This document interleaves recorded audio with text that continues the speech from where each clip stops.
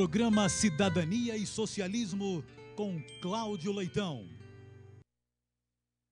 Cabo Frio, olá, grande herança, né? Que enorme alegria, que prazer poder reencontrá-los novamente aqui, né? Nesse retorno aí do Cidadania e Socialismo, né? Como todos sabem, né? Nesse último mês aí de setembro, tivemos de férias, né? Houve uma pequena paralisação e estamos de volta aí com o nosso programa para repercutir as notícias que são relevantes aí na semana, discutir as questões que são ligadas à cidadania e bater um papo descontraído, levar informações, promover debates, que é um dos grandes papéis aí da TV comunitária, né? Nós vamos continuar com algumas coisas do programa passado e vamos introduzir algumas modificações aí que, ao longo do tempo, eu tenho certeza que vocês vão achar bastante interessante. Babad, boa tarde. Estamos de volta aí, Babad. Boa tarde, né? Esse período aí de recesso, né? Mas Isso voltamos aí. Revigorados, né? Isso aí. E estamos de volta aí e a participação vai continuar, né? Canal aberto para, né, fazer o programa sempre que possível de forma interativa, né? Isso é importante para a gente, né? A gente não quer ecoar no deserto, tudo que a gente quer dizer aqui quer saber o feedback e os microfones e o canal de MCN, do MSN estão inteiramente abertos aí para a sua participação. 2629-2571, 2629-2571, que é o telefone aqui da Jovem TV. Você pode entrar ao vivo e participar, ou se também, se você preferir, entre através do MSN, né? Cidadania e Socialismo, @hotmail.com. Cidadania e Socialismo, @hotmail.com, né?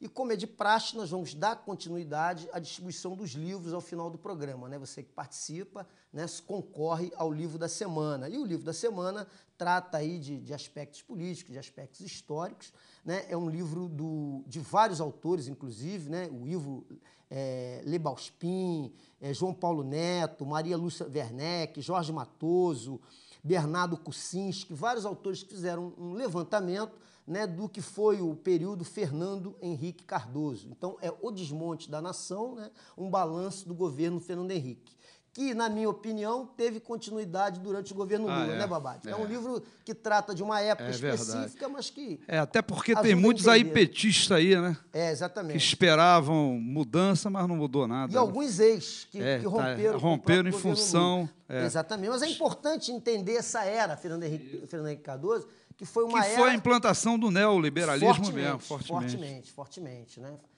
As privatizações e todo o processo. Quem quer entender melhor o processo das privatizações no Brasil, né, tem aqui nessa oportunidade aqui do livro. E quem concorre, quem participa, concorre ao livro da semana. Agora, Babad, nós temos um quadro novo agora. Toda vez que a gente inicia o programa, nós teremos também, além do livro, a música da semana, uma mensagem sempre bem-humorada. E digo mais, qualquer semelhança com os políticos atuais é mera coincidência, né? O nosso programa tem sempre um teor político, um teor de olhar crítico. Então, vamos colocar aí, produção, a música da semana do Cidadania, introduzindo a primeira novidade do programa. Vai pra lá, bicho, vai. Solta essa... Solta.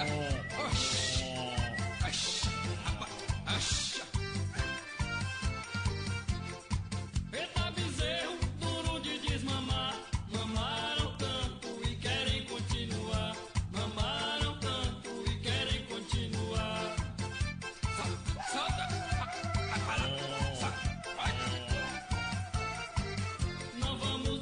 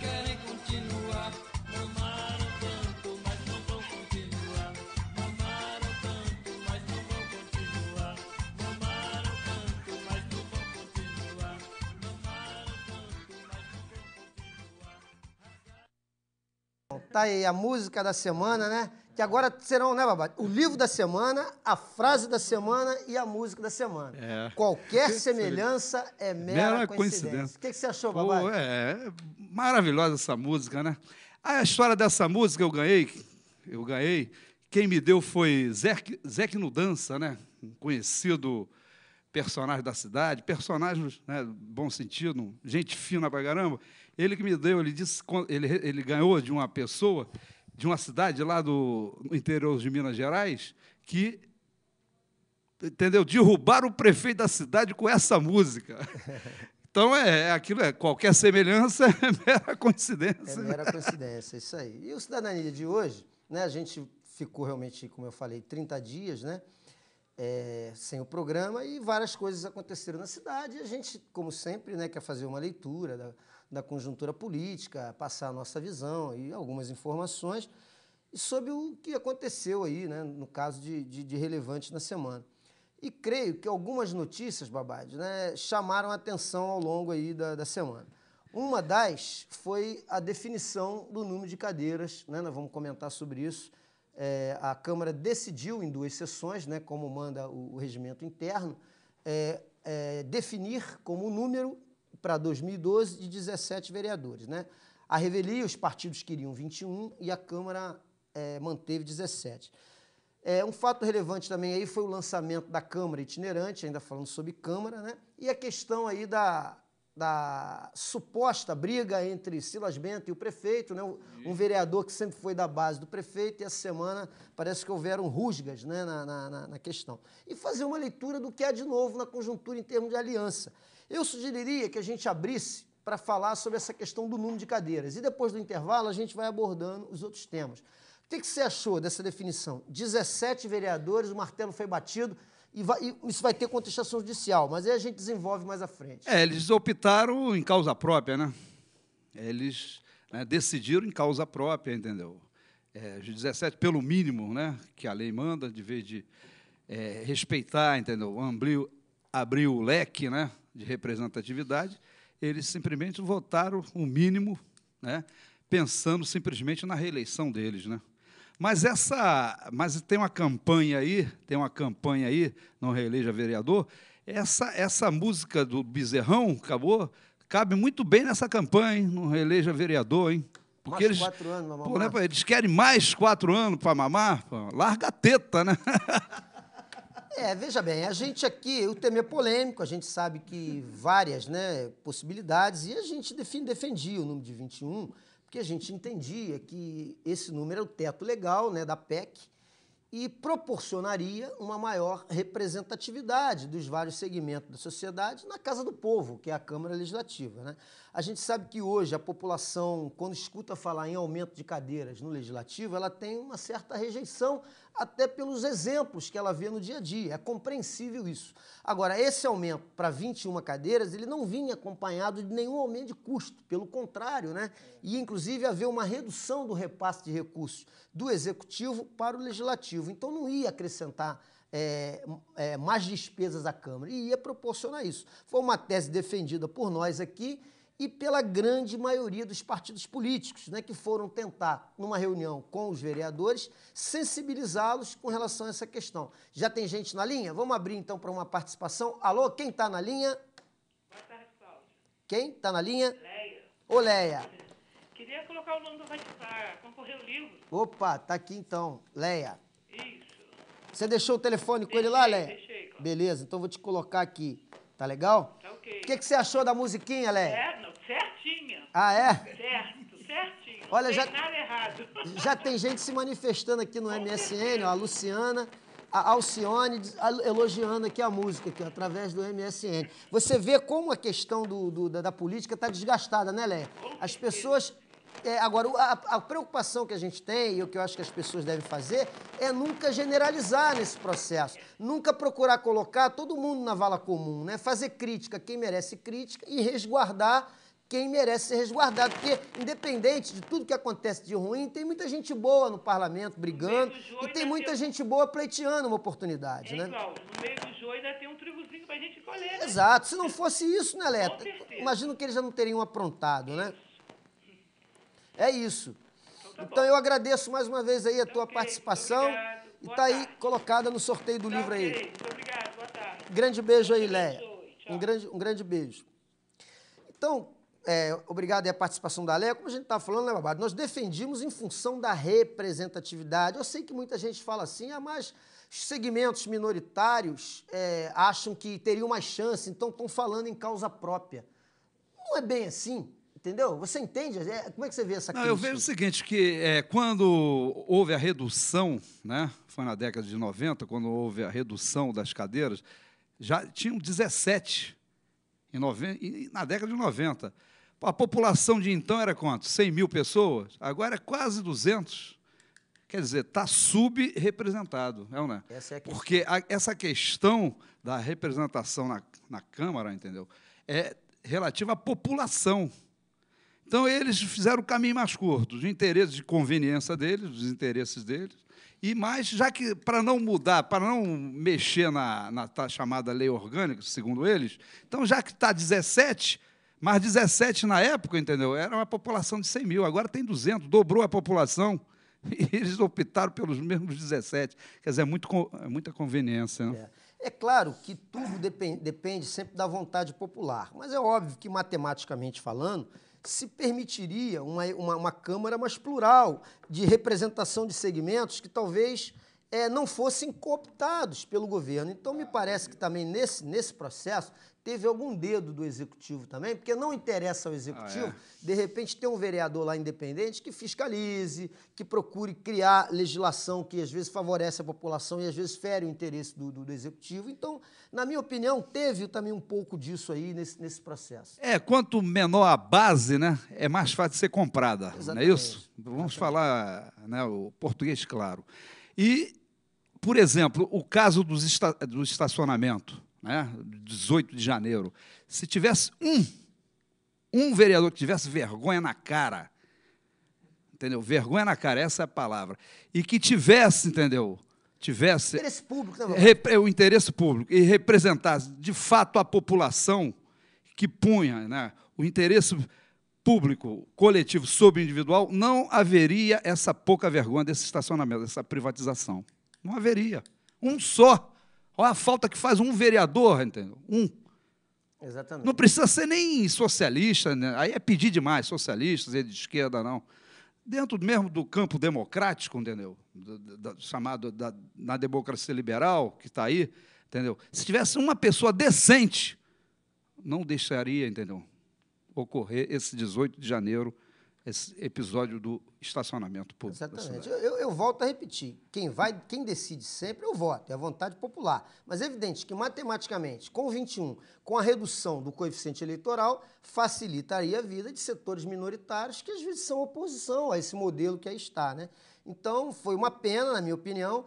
Agora, segundo eu soube, vai haver uma reunião entre os partidos e vai se tentar uma contestação judicial, porque alguns partidos entendem que a PEC definiu 21 e esse era o teto.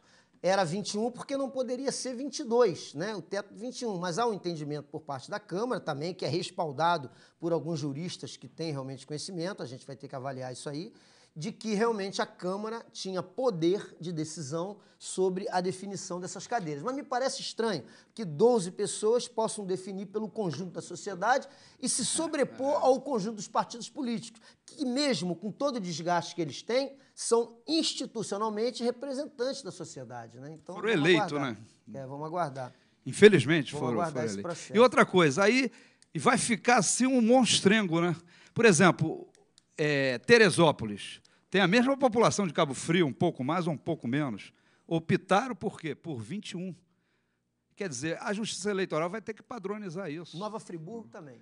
Optaram por 21, entendeu? 21 Aqui vereadores. optaram por... Nova Friburgo, então, é bem próximo a Cabo Frio, que é 180 mil habitantes também, e fez essa opção. Quer dizer, aí, vamos ver. Nós vamos fazer aí um pequeno intervalo de apoio cultural e, na volta, vamos dar sequência aí a mais alguns fatos que aconteceram na semana e vamos bater um papo descontraído sobre eles, né? Então, é 1 minutinho e meio só e voltamos já.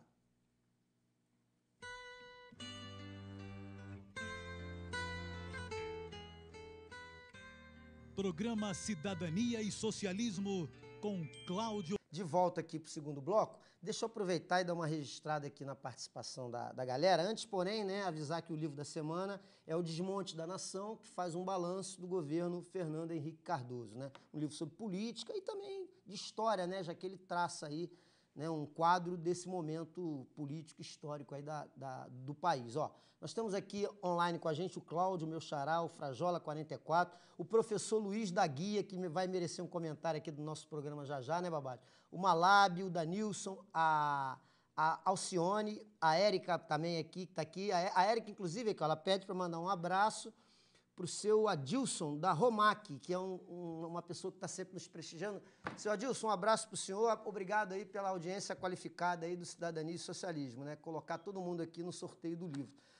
Mas, Babade, a gente estava batendo um papo, voltando aí, sobre a questão da conjuntura local, né? Daqui a pouco eu queria que a gente conversasse sobre as últimas movimentações políticas, mas teve um fato relevante essa semana, eu acho que merece registro aqui, em qualquer programa que fale de política, né? Que foi o discurso proferido pelo presidente da Câmara, Silas Bento, num tom claramente ameaçador ao Executivo, mostrando que parece que ele estava sofrendo algum tipo de pressão, que, segundo dizem, era para conduzir o PSDB para o candidato da máquina, e parece que ele tem outros planos. Eu não sei se você tomou conhecimento desse fato, foi citado por todos os blogs, por todos os jornais, e a gente não podia deixar passar em branco aqui e fazer um comentário sobre isso. Ô, Cláudio, eu não vi no blog, eu vi a sessão, né, porque aqui é a Jovem TV, né, reprisa, né, Isso. no horário da meia-noite, a sessão, eu vi na sessão. Quer dizer, foi deprimente aquele quadro, hein? O Cabra sempre esteve, desde sempre, ele está desde Alain Correia, mamando literalmente, né? Vamos usar mais a música, né? Já que está na música, está aí, ele mamando, e agora ele está sofrendo contraiu alguns interesses, está sofrendo alguma pressão e está fazendo chantagem. Aquilo que eu vi foi chantagem. Ele disse que ia vomitar, então ele poderia cair, mas não vai cair sozinho, ia vomitar o que sabe. Pô, quem dera a sociedade de Cabo Friense, pô, ia agradecer, né, se ele pudesse, né, dar esse presente para a sociedade de Cabo Frio, né, e vomitar o que ele sabe, né, do que está por trás desse poder aí, né. Quem dera, né, se ele desse esse presente para a comunidade de Cabo Friense. Cabo Frio, É isso, é uma marca da política da nossa cidade ao longo desses últimos 20 anos. E a gente fala muito isso aqui. Não há transparência de nada. Não há transparência no investimento dos recursos públicos. Não há transparência nas relações políticas, o que gera esse tipo de discurso e esse tipo de ameaça. Agora, é bom que a população perceba isso e ela faça a sua própria avaliação. A gente aqui pontua esses temas, coloca como alerta. A gente não quer aqui dar nada como pronto, quer que a própria população, a partir das informações que a gente dá aqui com coragem, porque nós somos independentes e não temos, com todo o respeito da expressão que eu vou dizer agora aqui, rabo preso com ninguém, então a gente coloca as coisas muito claramente de peito aberto, para que você, que está aí do outro lado da tela, possa, ao analisar esse conjunto de informações, tirar a sua própria conclusão. Tem que dizer, se subiu na tribuna da Câmara para fazer algum tipo de ameaça, se fosse sério, para valer, chegar e dizer as coisas que acontecem. Agora, a população ano que vem vai ter outra oportunidade de escolha. Se quer que continue tudo como está, de forma nebulosa, de forma pouco transparente, tudo enevoado, ela mantém. Se ela quer mudar, ela renova. É a história da música de novo, né? É a história da música. E eu, pessoalmente, não acredito que ele vá fazer, porque ele sempre fez política, entendeu? Nesse modus operandi, por dentro do poder. Eu acho que ele não tem coragem, é tudo bravata.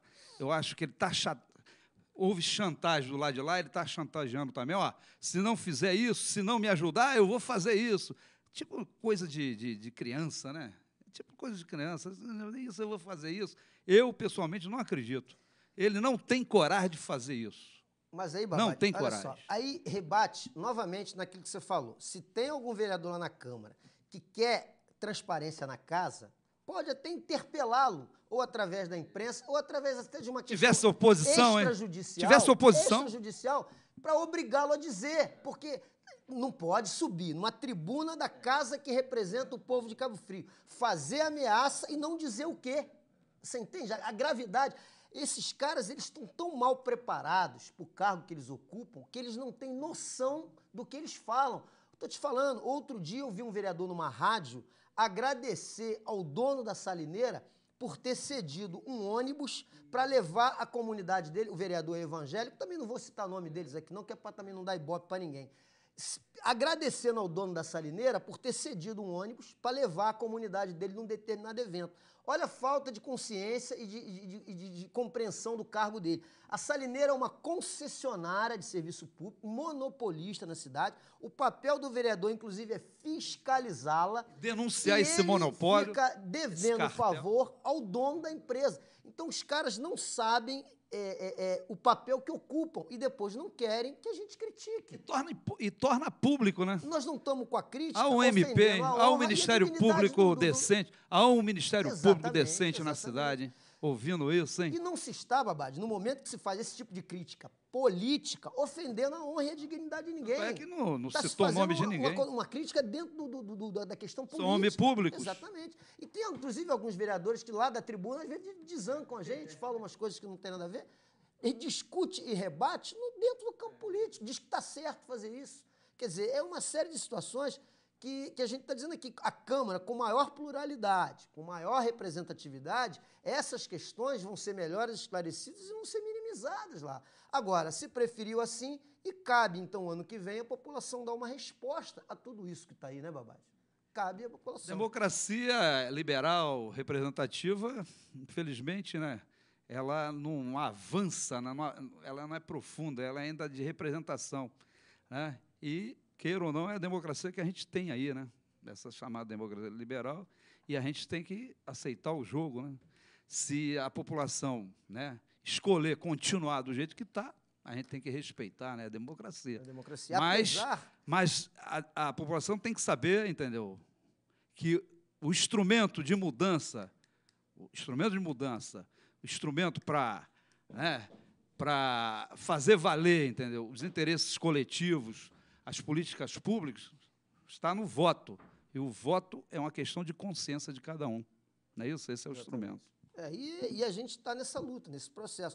O nosso trabalho é de conscientização. Eu cito muito uma frase do Frei Beto, eu gosto muito dessa frase, eu sigo, inclusive, ela, e o Frei Beto, eu já falei essa frase aqui no programa algumas vezes, mas sempre tem, né, gente nova nos vendo, nos ouvindo, e sempre é bom repetir. O Frei Beto fala uma frase que eu sigo literalmente. Sei que posso não ficar para a colheita, mas insisto em morrer semente. Então, vamos tentar semear esse debate, vamos tentar semear essa possibilidade de consciência. A gente sabe que a grande massa, numa democracia de massa, ela tem problemas básicos de formação escolar, de educação, formação de base de cidadania. E, às desemprego, vezes, né? Carência, tem dificuldade está ao nível disso, né? da sobrevivência, a gente entende isso tudo. Exatamente. Né? Agora, eu quero dar um exemplo. O nosso deputado Marcelo Freixo, ele está numa pesquisa no Rio de Janeiro, é candidato a prefeito do Rio de Janeiro, ele está em segundo lugar, hein? Aí vê a diferença. O Rio de Janeiro tem uma massa progressista, né, de pessoas que não dependem do poder público, né, que pode votar conscientemente. Tem liberdade do voto, né? Cabo Frio, a gente não sabe o tamanho desse voto livre. A gente não sabe, né? Porque numa economia extremamente atrelada à prefeitura, né? Criaram Prefeitura esse grande, modelo há mais de 20 modelo anos, dependente de assistencialismo. Criaram A gente esse não modelo... sabe o tamanho do voto livre, né? O voto consciente, livre. A gente não sabe. E tem alguns também que nos criticam por a gente usar muito esse termo, ruptura de modelo. Aí tem uns que falam assim, mas isso é muito difícil de entender. Não é difícil de entender. Criaram um modelo na cidade que como você falou, que a máquina comanda essas relações. A cidade ela tem praticamente 50%, 60% da sua mão de obra na informalidade, né? Não tem sindicatos fortes, não tem movimentos sociais organizados, não tem universidade pública, que é um dos grandes fomentos de debate. Então fica difícil, às vezes, esse processo de conscientização. E isso foi tudo planejado. Tanto que eles optaram por trazer para Cabo Frio universidades privadas, que aí entra o esquema, a prefeitura dá alguma benesse e recebe bolsa de estudo em troca, aí já faz uma cooptação de alunos que têm medo de se falar. Para você ter uma ideia, nem grêmio estudantil eles têm, nem centro acadêmico existe nas universidades para fomentar a discussão, entendeu? As escolas de segundo grau não têm grêmio, os diretores não estimulam, porque isso vai criar problema com o governo. Então, eles têm medo de criar um grêmio na escola, contestar, e alguém da Secretaria de Educação contestar o diretor. Então, a gente vive numa cidade de medo, coerção na mídia. Quer dizer, como é que a gente vai desenvolver a capacidade e a massa crítica das pessoas com esse modelo? Só rompendo. Essa é a luta, essa é a briga. É difícil? É. Mas quem quer escolher o caminho mais fácil, evidentemente, não vem para essa trincheira. Vai exatamente para outra, né, Babá? É o que estão fazendo aí agora, nessas mudanças partidárias agora, né, para fazer nominata, né? A gente pode até que é até o dia 7 agora, né? Dia 7. A gente pode até entrar nisso. E a gente tem consciência que o nosso trabalho é de formiga. É uma formiguinha, trabalho de formiga. A gente é médio e longo prazo, a gente não quer. Também a gente aqui não vai, entendeu, ser mordido pela mosca azul, achar que a gente, entende? Mas a gente faz o que está dentro do nosso espaço, né? Que dá para a gente alcançar, a gente vai fazendo. O que você vai... citou o Frei Beto muito bem, não é? A gente vai fazendo. O que a gente percebe é que na arrumação das coligações e das nominatas, isso aí é uma coisa muito clara, hein, Babade? Não se discute nenhum projeto de desenvolvimento e de planejamento da cidade. Não se discute nada disso. Ninguém, quando vai fazer aliança com outro partido, senta para ver o programa. Os caras fazem assim, vem cá, se você vier para cá, você vai me dar tanto de tempo de televisão e eu vou te dar tantos cargos no governo. Os caras discutem cargos, tempo de televisão, interesses pessoais, nenhuma demanda coletiva é discutida ali, entendeu? O interesse de grupo tal, porque essa coisa de grupo político é uma coisa que criaram aqui na cidade. Eu faço o que meu grupo político é máfia. É a quadrilha, que está ali com eles ali. Esse exatamente. Negócio de grupo político é máfia, é quadrilha. Então, quadrilha. A negociação, população, meu caro telespectador, se dá em torno disso. Se você não acredita no que eu estou falando, vai checar, vai lá verificar como é que é. Entendeu? Então, você vê algumas movimentações. Vamos citar o primeiro exemplo. O ex-deputado Alei Correia. Ele saiu do PMDB por uma incompatibilidade com os caciques do PMDB, foi para o PCdoB, bateu aqui, disse que tinha socialismo nas veias. Uma semana depois, ele estava no PP, que representa a ultradireita da Paulo Maluf, não tem nada a ver. Ex-Arena, né? O socialismo que circulava provavelmente na veia do pai, que é o outro do PCB, não está ali circulando. Aí pegou o PR, o PRB, vai fazer uma frente de partidos de ultradireita, de partidos conservadores, e é o pula-pula. Por que ele foi para lá? Porque lá vai ter uma melhor nominata, vendo interesses que não são os interesses coletivos da cidade, né? Aí você olha para o movimento do candidato do governo, o Alfredo Gonçalves, que estava no PPS. Esse partido é muito pequeno, nesse partido aqui eu não vou conseguir ninguém. Pulou para o PMDB. Tempo de televisão. Tempo de televisão. Tentou arrastar o PT, oferecer o programa partidário. Cargos com o nosso dinheiro, cargos da máquina, para tentar criar uma cooptação. Aí se enrolou, bateu de frente. Aliás, dizem que ele é candidato a pernada, mas isso é outro capítulo, né? Isso é outro capítulo. Então você vê uma pernada anunciada, é uma pernada anunciada. Você vê a movimentação que é. Por exemplo, o deputado Jânio Mendes, né, que era uma figura progressista, 4 mandatos sérios como vereador, mas agora... Porta-voz dos professores, das demandas dos professores aqui, né? Para viabilizar a candidatura dele, começa a buscar alianças em setores conservadores, descaracterizando a sua luta passada. Tem gente na linha, produção? Vamos dar uma oportunidade aí, Babade? Vamos ver quem está na linha. Boa tarde. Boa tarde. Quem está falando? É Giovanni. Fala, Giovanni. Cláudio, eu gostaria de fazer uma pergunta. Pode fazer. Quanto a esse episódio que ocorreu na Câmara de Vereadores, não seria isso uma estratégia do Silas Bento, uma vez que o mesmo tem uma pretensão a ser prefeito da cidade, para, de certa forma, parecer que está rompendo com a situação, dessa forma fazer com que as pessoas pensem que ele está contra o governo? É possível, Existem, Giovanni, várias teses, tem blogs, tem jornais, cada um coloca um lado. Eu acho o seguinte, dos caras você pode esperar tudo, entendeu? Eu não acredito, particularmente, aí vou te dar opinião, Babade pode, que o Silas Bento seja candidato a prefeito. Não acredito. Para mim aquilo foi um ensaio, até porque ele tem muita coisa dentro do governo, você sabe que vereadores têm cargos na prefeitura, né? E eu não acredito que ele banque uma candidatura sozinha para o PSDB. Os caras são muito pragmáticos, eles não entram para perder só para disputar, eles querem entrar para vencer. Agora, caiu a linha do Giovanni, agora eu quero... Ô, Giovanni, eu entendi a sua mensagem. Ele, de repente, quer pular de lado, quer pular de lado, está criando dificuldade. Ó, se vocês não me derem isso aqui, ó, eu vou para o outro lado, entendeu? Mas tudo estratégia de uma forma pragmática, de poder pelo poder, entendeu? Para não perder, para não largar as tetas, né? Para aproveitar a música, entendeu? A questão das tetas, porque eles não querem largar. É a vida deles. Esses cabos não trabalham, entendeu? Esses cabos, se você for ver a vida, trabalhou em quê esse pessoal? Entendeu? Esse presidente da Câmara é filho de um pastor aí conhecido na cidade. Por sinal, esse pastor sempre foi Alaí Correia.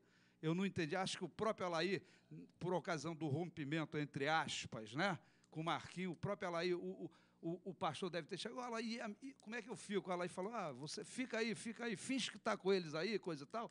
E ele, de repente, ele está doido para pular, rapaz. Ele é candidato a vice. Ele está usando essa estratégia. Ou a reeleição. A reeleição é certo, né? Mas ele está com dificuldade, até para fazer nominata, para eleger, o partido dele fazer um. Parece que o que eu senti é que ele gritou porque está tendo dificuldade de fazer a nominata. Porque não adianta ele ter 5 mil votos se não conseguir, entendeu? Uma nominata que dê o restante para ele se eleger. Então tem isso também, quer dizer, é estratégia, criar dificuldade, entendeu? É criar para ter facilidade, é sempre isso. Criar dificuldade para ter facilidade. Essa é a estratégia. Eu entendi sempre teve o Giovanni. uma vida mansa ali, sempre apoiado, ou seja no governo Alaí, ou seja no governo Marquinhos, sempre esteve ali a reboque do governo. Como houve essa situação, e hoje tem que tomar decisões, tem que tomar decisões que impactam em coisas maiores, e aí surgem as grandes dificuldades. Então, para responder a pergunta do Giovanni, tudo é possível, porque não há coerência, eles não têm uma coerência de... O certo é que eles querem continuar mamando, entendeu? Não tem uma coerência de projeto. Está na teta, eles não querem largar a tal da teta, que essa teta deve ser maravilhosa. Porque esses caras fazem discurso, esses partidos de direita, que é neoliberal, entendeu? É contra o Estado, mas as empreiteiras, os bancos, está tudo na teta. Faz o discurso, né? Liberal, mas sempre, né, na teta. Está sempre ali. Tanto na teta. Ninguém larga a teta do Estado, é ou não? Exatamente. Aí, voltando a essa avaliação, você vê que as negociações estão assim, a gente comentou o caso... E aqui a gente está falando com todo respeito, nós não estamos agredindo pessoalmente ninguém, estamos falando sobre a movimentação política de cada um deles. Citamos o caso do Alaí, o caso do Alfredo Gonçalves, que é o candidato da máquina, que por enquanto dizem que é, a gente não sabe, e a gente estava comentando sobre a situação do Jânio, né, fazendo realmente um esforço grande para viabilizar o nome dele, por um campo, inclusive, que ele não havia transitado ainda, e a gente não sabe até onde ele vai, quer dizer, votando religiosamente as questões lá na LERJ, de acordo com o governo, contra trabalhadores, contra os bombeiros, contra os professores. Contra a saúde pública. Votou a favor da privatização da saúde.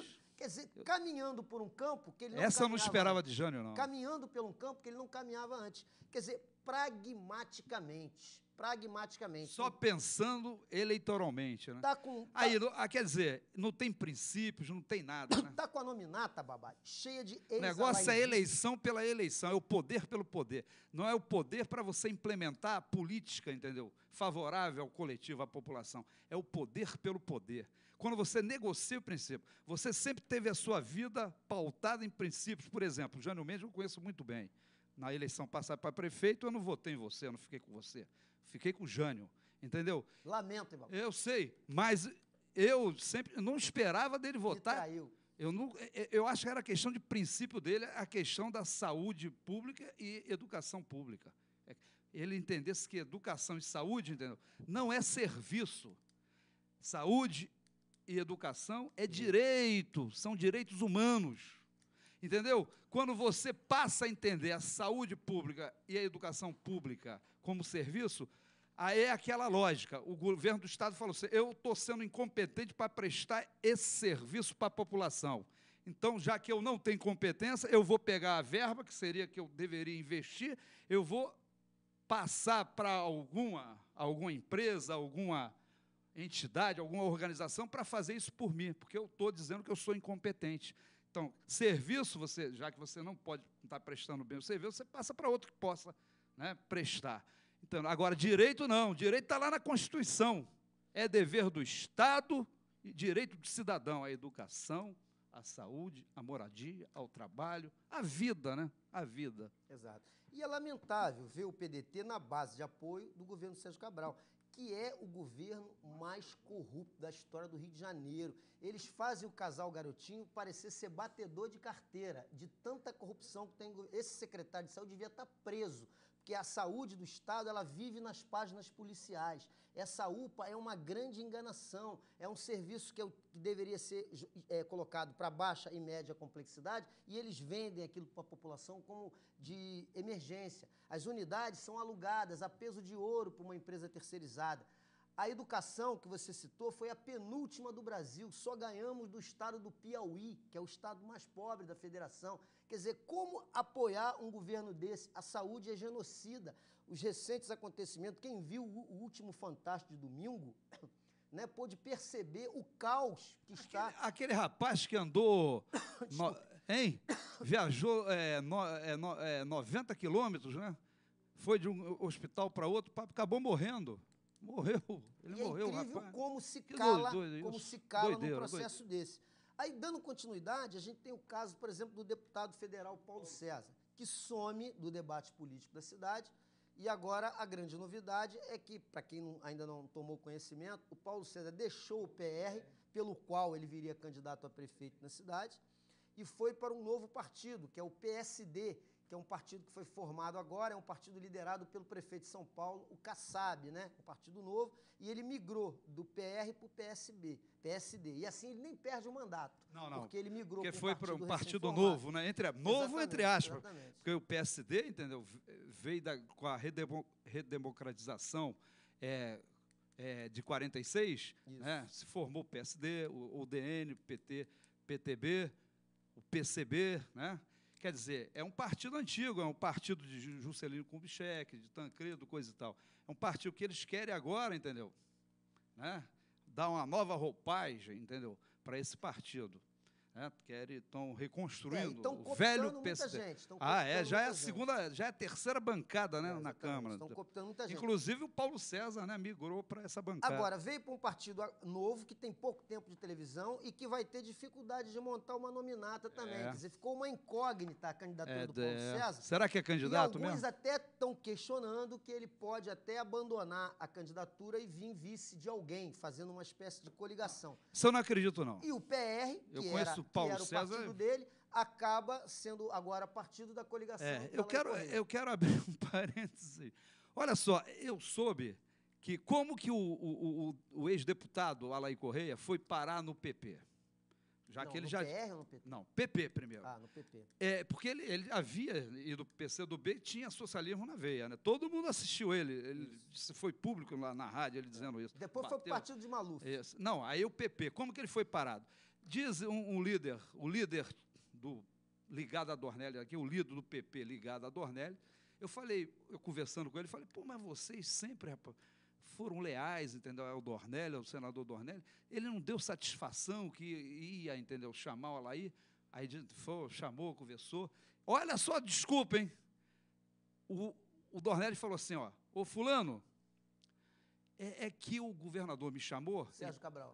Sérgio Cabral chamou e falou assim, dá a legenda para Alair, porque senão ele vai lá para o lado de Garotinho, e eu quero ele na legenda para apoiar pesão para governador.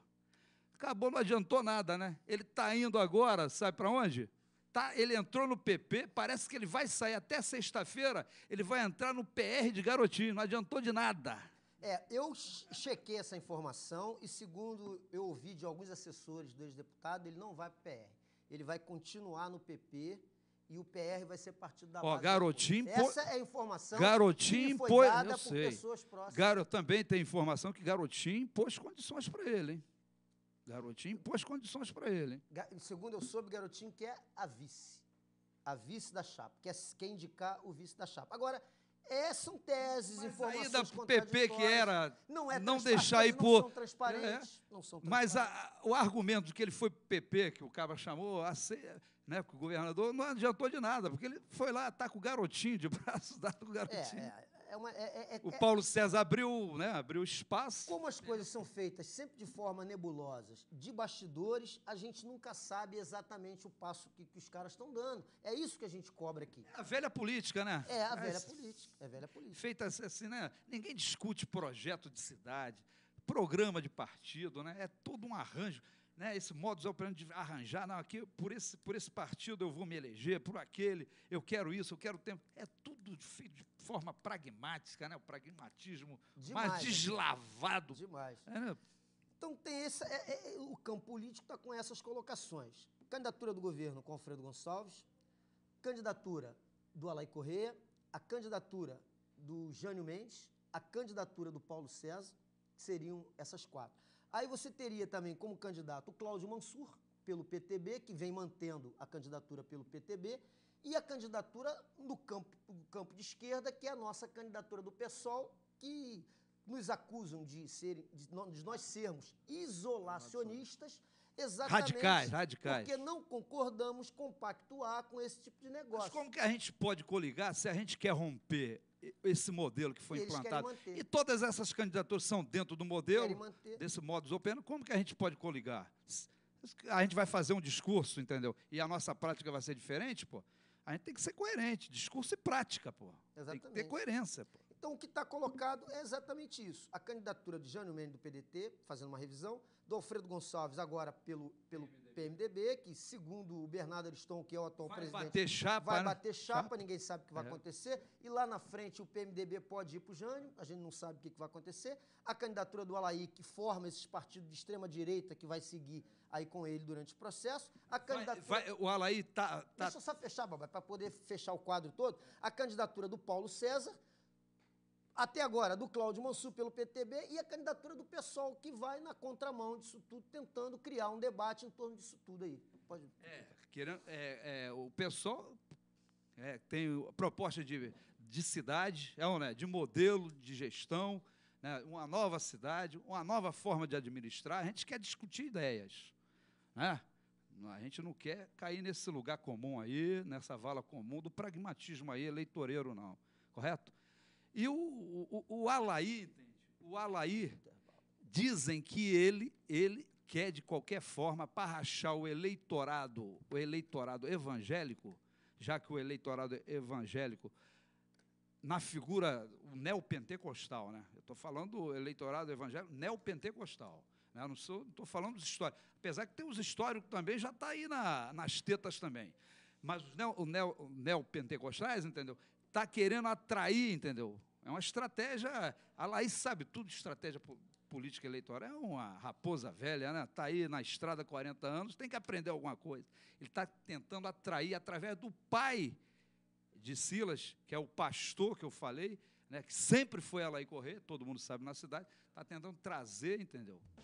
Trazer para poder, né?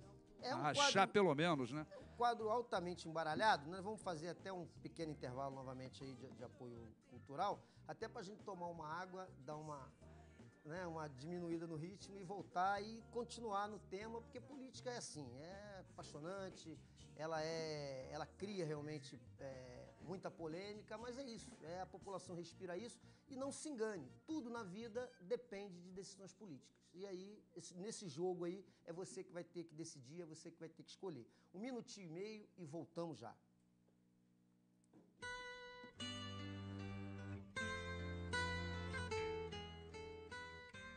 Programa Cidadania e Programa Cidadania e Socialismo com Cláudio Leitão.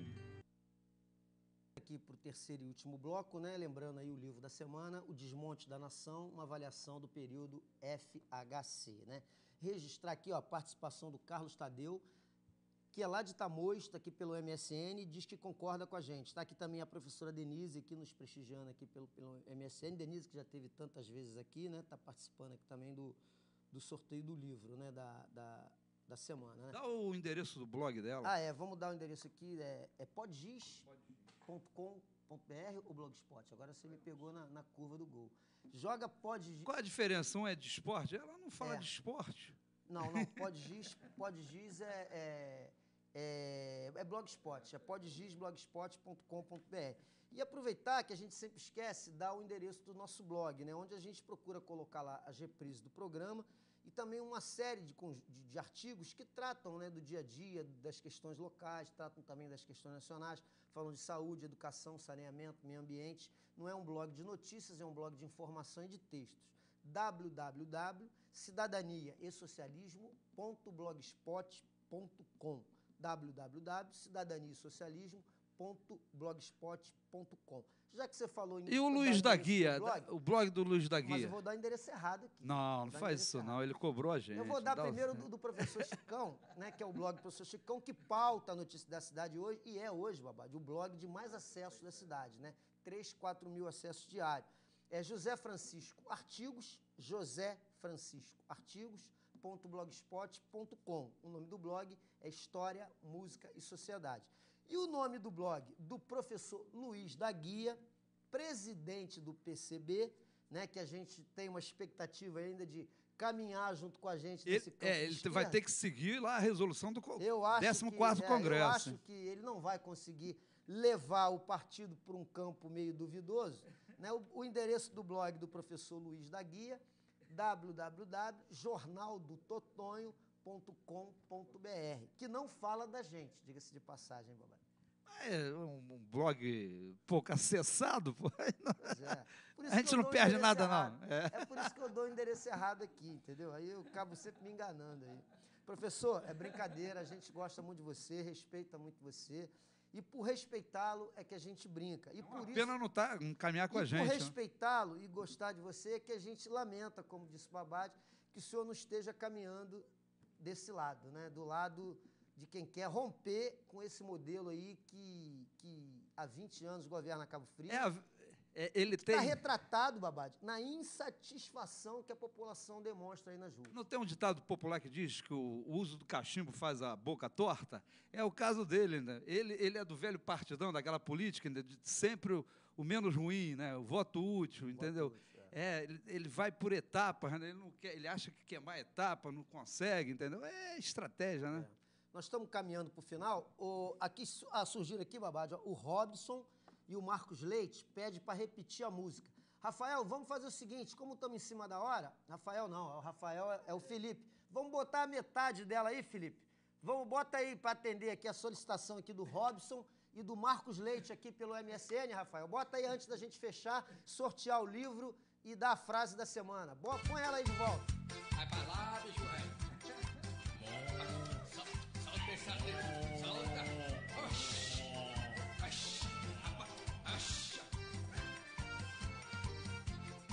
Eita bezerro, duro de desmamar, mamaram tanto e querem continuar, mamaram tanto e querem continuar. Solta, não vamos deixar, eles estão todos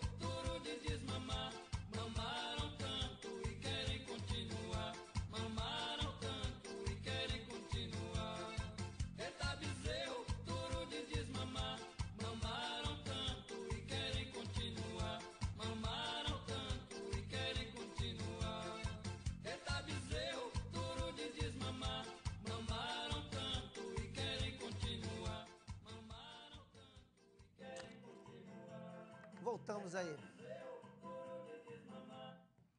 Voltamos aqui, né, para fazer o encerramento. Fica aí a frase de lembrança, a frase, a música, né? E vamos deixar... Fantástica, né, Babade? Vamos deixar aqui a frase da semana e sortear, porque nós estamos aqui em cima da hora, Babade. E a frase da semana, uma frase do grande Antônio Cândido, né, que diz o seguinte, muito importante, até porque a gente aqui defende, né, uma sociedade diferente, uma sociedade socialista, e o Antônio Cândido diz o seguinte: o que se pensa que é face humana do capitalismo é o que o socialismo arrancou dele com suor, lágrimas e sangue. Só para repetir, o que se pensa que é a face humana do capitalismo é o que o socialismo arrancou dele com suor, lágrimas e sangue. Antônio Cândido. Uma palavra final, Babade, para a gente sortear o livro. Maravilhoso, né, esse pensamento. De estudo, né? Ele é 80 anos, né? Ele é socialista convicto, né? Ele acha que, independente do socialismo ser hegemônico, está estabelecido, as ideias socialistas já são vencedoras. Porque desde quando ele surgiu lá no século XIX, as ideias socialistas surgiram lá no século XIX, vem conquistando, entendeu? A conquista deles a conquista das ideias socialistas são grandes, entendeu? Ainda não se estabeleceu ainda, né, como modo de produção, como sociedade, formação social e econômica, hegemônico, mas as ideias já venceram, né? Né? É isso aí, é isso aí. Pode trazer para cá para a gente fechar, então. Vamos sortear aqui o nosso livro, né? Só lembrando mais uma vezinha a frase aqui do Antônio Cândido, que eu acho fantástica também. O que se pensa que é a face humana do capitalismo é o que o socialismo arrancou dele, com suor, com lágrimas e sangue. Então vamos aqui finalizando, sorteando aqui o nosso livro da semana, nossa caixinha mágica aqui. Vamos jogar aqui a papelada e vamos ver quem foi a feliz ou feliz ganhador do livro. Foi a Érica Borges, que nos acessou aqui pelo MSN, né? Então, Érica, você venceu, vamos fazer um contato com você, um beijo carinhoso para você, você vai receber o nosso livro aí. Hora da despedida, voltamos com a corda toda, né? Falamos tudo e mais alguma coisa. Quarta-feira que vem, nós estaremos aqui Nova música, com nova música e para um novo encontro. Não, mas se tiver o público pedir mais, a gente repete essa música. A gente vai repetir. Enquanto tiver gente querendo ouvir, a gente vai repetir sempre. Tá vendo? Deu uma pane na câmera do Babade. TV comunitária é isso, não é o padrão Globo, olha lá, o que acontece, né, Babade? Lá, deu uma pane na sua câmera lá no finalzinho. Lá. Pode voltar para cá, que eu vou só finalizar aqui, né? Desejar aí novamente a todos uma boa tarde, uma boa semana, marcar um novo encontro para a próxima quarta-feira, torcendo sempre, gente, que o sol possa nascer para todos. Até lá e um grande abraço.